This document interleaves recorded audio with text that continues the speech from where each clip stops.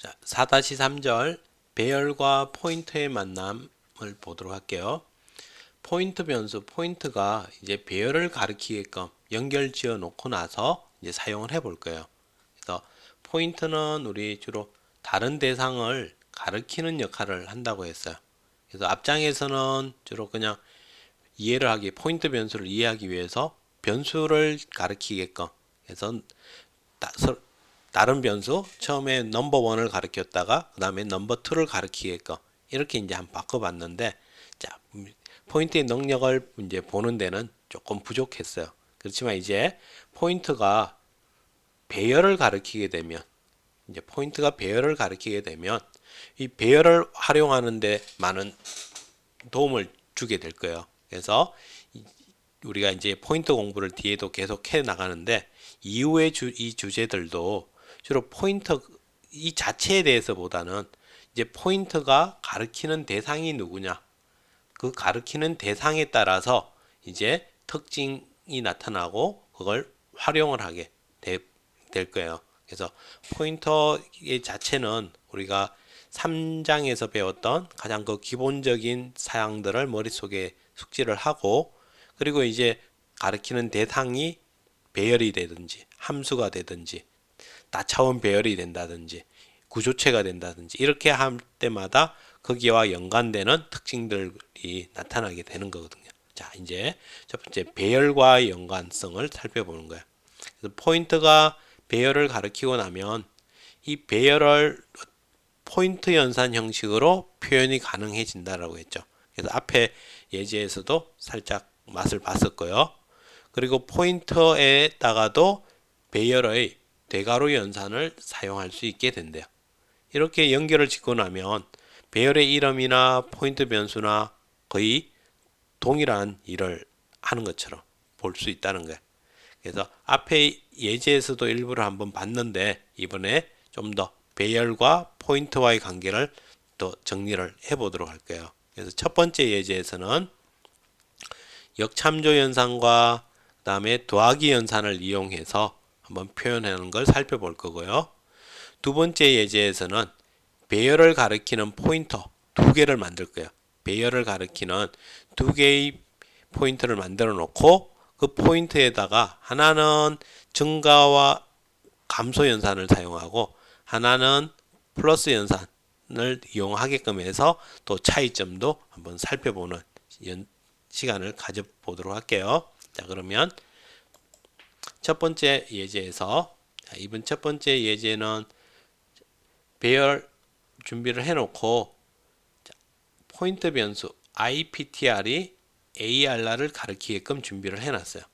그래서 배열이 있고 밑에 있는 IPTR이 이와 같이 이쪽 배열을 가리키게끔 해놓은 거예요. 이렇게 이제 연결을 해놓으면 IR과 IPTR이 이제 거의 유사하게 사용할 수 있다는 것을 이 예제를 보면서 확인을 해 볼게요. 첫 번째 먼저 연결 짓고 나서 배열을 가지고서 배열 이름으로 한번 각 값과 참조를 한번 포인터 형태의 참조와 배열 형태로 참조를 해봤어요. 그래서 IAR날에 역참조해서 별표를 붙인 거와 0번 방의 값 한번 확인을 해서 10, 10이 나오는 걸 봤고요. 다음에 AR날에 더하기 0을 한 값에 역참조, 다음에 0번 방의 값 이런 식으로 해서 나온 게 10, 20, 30 이와 같이 나타나는 걸 볼 수 있었어요. 자, 그러면 이제 이번에는 포인트 변수가 지금 AR를 여기를 동일하게 가리키고 있으니까 이제 IPTR을 이용해서 또 표현을 할 수 있다는 거예요. 그래서 IPTR을 이용해서 PTR의 값과 IPTR의 0번 방의 값 동일하죠. 이름만 다르지 사용한 형태가 동일해졌어요. 그렇게 출력하니까 동일하게 10, 10 나오는 걸 확인할 수 있고, 그 다음 IPTR 더하기 0 포인터니까 포인트 형태의 표기로 해서 읽은 게 당연하죠. 근데 이것도 가능하다는 거야. IPTR의 0번 방, IPTR의 1번 방, IPTR의 2번 방 이렇게 해서 배열과 포인트를 서로 연결을 짓고 나면 이와 같이 사용하는 형태가 이 배열 형태로 이렇게도 쓸 수 있고, 다음에 포인트 표기 형식으로도 사용할 수 있다는 거. 이와 같이 이렇게 표기한 게 다 동일한 결과들을 나타낸다는 걸 한번 확인을 해봤어요. 자, 다음 이번에는 플러스 이렇게 증가 연산의 차이를, 더하기 연산과의 차이를 또 눈으로 한번 확인해 보는 시간을 가질게요. 자, 배열을 준비했고, 다음에 IPTR1을 만들고서 배열을 가리키고, IPTR2 포인트 변수를 만들고 배열을 가리키게끔 했어요. 자, 이걸 이제 그림으로 보면 이와 같은 ARR에 배열이 준비가 되어 있어요.